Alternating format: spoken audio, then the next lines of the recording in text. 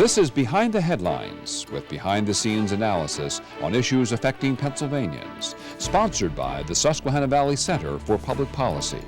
Now, here's your host. Hi, welcome to a new edition of Behind the Headlines. I'm Charlie Greenawalt, Senior Fellow of the Susquehanna Valley Center for Public Policy.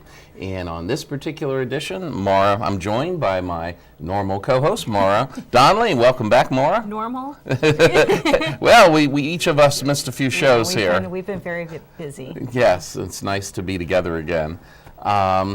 So, in the summertime, what do most parents and households spend a lot of time thinking about? It seems to be usually vacation. A vacation and education. And education. Education. Yeah. And so we have a budget that's pending. Mm-hmm. The governor's budget is pending in the state legislature, and it has a proposal for no increase in funding for the state universities and colleges.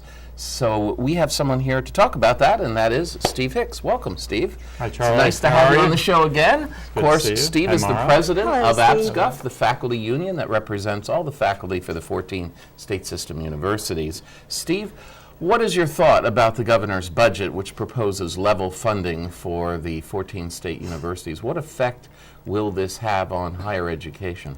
Well, yeah, as you know, Charlie, because you run a show like this one, budget season is kind of the local game in town, and it's a lot of fun from the governor's address in February till whenever they get finished. Under the Republicans and Governor Corbett, they've been done by July 1 each of the last 2 years, but it's always fun to see the ebbs and flows. You pointed out that there was an agreement for flat funding this year. 4 days before the governor's press conference or his speech given the budget proposal, he had a press conference with the higher ed leaders where they committed to keeping tuition as low as possible in exchange for the flat funding you're talking about, which for the state system is about $418 million. But that's, a loss of $90 million from 2 years ago when we took a big cut in Corbett's first budget. And that's been really damaging, I think, to the system and to households across the state system. Were you at that press conference? No, I was actually negotiating a contract at the time, Charlie, but thanks for asking. Yeah, I missed that one. I wondered if APSCUF had been part of that or not. No, but we talked ahead of time about the fact it was happening and what was discussed. So we were aware it was going on and the kind of deal that was made. But I think what people have to realize is that flat funding really is a move back. I mean, it's not keeping up with inflation. It's not keeping up with the expenses that the universities are incurring. And what that means in terms of your opening point, in terms of students and their families, there is going to be a tuition increase this summer. Don't know exactly what it will be. Obviously, that's a very soft commitment, as low as possible, and there will be jockeying among the various institutions. And of course, the governor sits on the board of Penn State, so he probably has quite a bit of say. You would think about what Penn State will do, and everybody will kind of pay attention to where the benchmark is lowest as possible. And with elections coming up, you think they'll want to keep any potential tuition increase somewhat as low as possible. Would that be fair? It's always true that they like to keep tuition as low as possible. They like that headline. They like to be out there looking like they're managing the money well and being careful about people's pocketbooks. But we're down to the point where the state appropriation only covers 26% of POSHE's budget. It used to be 66% when we started 30 years ago. So it was, it's been a big decrease. And this last decade hasn't helped. Obviously, the $90 million that were cut 2 years ago have hurt. And we can see that several different places. There's a study out that shows that currently it's 17% of median income is used to pay for a POSHE education, which, that's a pretty big slice of your family around the table pie out of your checkbook. The other thing is our students borrow somewhere in the neighborhood of $26,000 by the time they graduate. So those are huge numbers too. And the part of it that's a little disturbing from the sidelines is that this really doesn't have to be this way. It's a matter of priorities. Yesterday, the House Democrats came out with a proposal that would add $30 million to our line item, and I haven't studied all the line items, but I understand they prioritize differently than the governor did. But one of the issues is the income, and there are a lot of pieces of income that have been left on the table under this administration and this legislature. Are you talking about the families' incomes? No, I'm talking about things like capital, stock and franchise tax, Delaware loophole. Income to the state. To the Revenue state, to the state. Okay. because that's the squeeze, is they don't think they have enough income to keep up with inflation in terms of our budget. So We just made a good point that just because the governor has proposed it doesn't mean that is what's going to actually end up happening.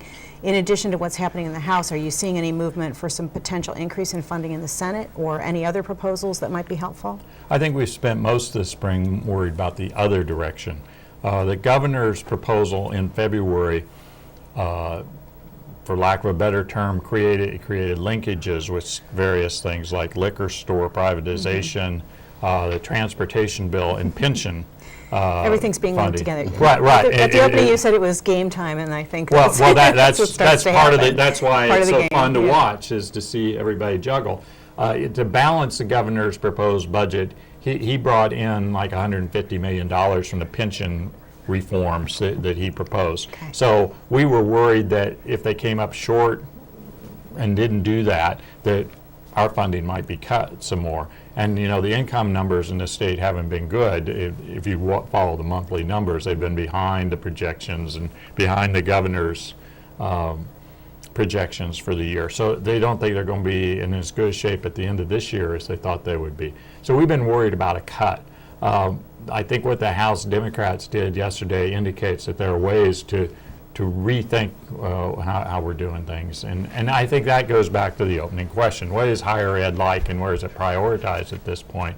Right now, I'm happy that flat funding is what's on the table, because that's a positive against some other agencies. But in terms of actually running the system, that's not a great way to go. I mean, you can't run less than inflation in terms of your income, or you're going to be in a hole. And we've got about 900 positions they haven't filled at this point, and they've cut about 150 programs. They put on moratorium in the last 3 years. So 150 programs in the state system have been cut, and 900 positions for teaching staff are being frozen. I think that's everybody, Charlie. I think that's management and faculty. management and faculty. Right. Okay. Fair enough. But they do, they jostle like that because they don't have the budget to keep them filled all the time. If there's an opening, well, let's go 6 months without filling it, because if we do that, that saves us that much money. So there's a lot of that going on, and a lot of people covering two jobs, or jobs not being done at this point because we've been underfunded for years. So it's a big issue. This time of year, while the main focus is always on the budget, there's all kinds of other legislation that's floating out there. Right. What else are you taking a look at that's grant related, and Well, there's some other programs you're interested in? I think one of the things we've been concerned about is pension legislation, and I'm not going to talk a lot about that because you have lots of other experts on that topic, I'm sure. But clearly, that's a big one for our members, and a major change in how pension is handled in the Commonwealth would, maybe change the nature of recruiting our faculty, or maybe even keeping our faculty. The biggest piece directly aimed at higher ed are pieces of legislation that talk about distance education. Particularly, there's one in the Senate that wants to change the FIA policies on distance education and how much it's funded. Currently, there's a policy that says that you have to take at least half of your classes in person to receive FIA funding, and it would change that policy. I think this is a concern, should be a concern to everybody, because even as distance ed is part of the landscape of education these days across the country, there are problems with distance education in that almost every study and broad longitudinal studies indicate that there is less of a retention rate, lower grades, and that leads to problems down the road in an age where we're trying to maximize retention and maximize graduation rates. To do more distance education without being really careful about it is problematic. It is a great opportunity to get out there to places where people can't get to a campus. It's great for people who have jobs who want to sit down and do asynchronic work, and that can be very helpful, but it's really not a great replacement for face-to-face. And our worry about the legislation is it's going to spread the FIA dollars a lot thinner than they already have been spread. I mean, I mentioned $26,000 in debt indicates FIA grants really aren't as large as they could be to help lower and middle income families. And I think that would be interesting to see the legislation pass, if only to see the possible negative effects it has on the total grant program, because I think you'd be giving more grants and spreading their pie, which isn't growing, to many more people. Steve, one of the things that's going on this summer is the hiring of a new chancellor for the state system. How's that process going? What kind of qualities or traits do you think should be found in a new chancellor, and how would you evaluate some of the? We have only had 3 chancellors in the history of the state system. Give us a quick thumbnail sketch of this process, would you? Well, Charlie, you stole one of my talking points there. There have only been 3 chancellors in the 30-year history of the state system. And I think you can learn a little bit about where the system is and how it's progressed by looking at the 3 of them. Our first chancellor was Dr. McCormick, who was president of Bloomsburg before becoming chancellor. So he was an internal, homegrown person who understood the system from the inside. And he spent 20 years with the system and essentially retired from the system in the early aughts. And he brought that kind of, feel for the system and its roots in the at the university level.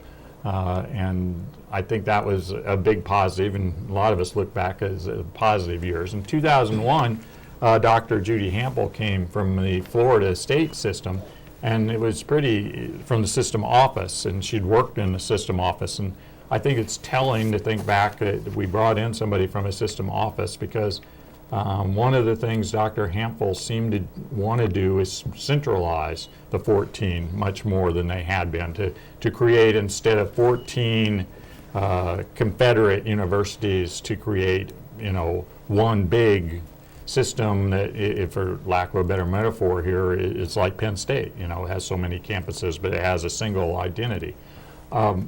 Probably her biggest claim to fame was she brought with her the notion of performance indicators. And they've been quite, as Charlie knows, as a faculty member, they're quite controversial on campuses because of the choices made and the fact that the initial set that her group put together pitted the 14 campuses against each other in competition for the dollars that were pooled. So it was a zero-sum game. If IUP did well, somebody on the other side was not going to do well, and vice versa. What did the most recent chancellor bring? Chancellor Kavanaugh came from Florida too, but he was a university president, and he was used to working with the legislature to get funding. So I think he brought some political acumen. To answer your question, what we would want, I think we want somebody who's out there publicly more pitching higher education. He didn't want to be the public face of public higher education in Pennsylvania as much as we would have liked, I think. And I think we'd really like to see the next person be out there saying how important higher ed is to the Commonwealth of Pennsylvania. I think that's a good summary, Maura, and I think that you, Steve, have become the face of state higher education in Pennsylvania. It's nice to say. Thank you. You're quite welcome. We'll be back with the second segment of Behind the Headlines right after this.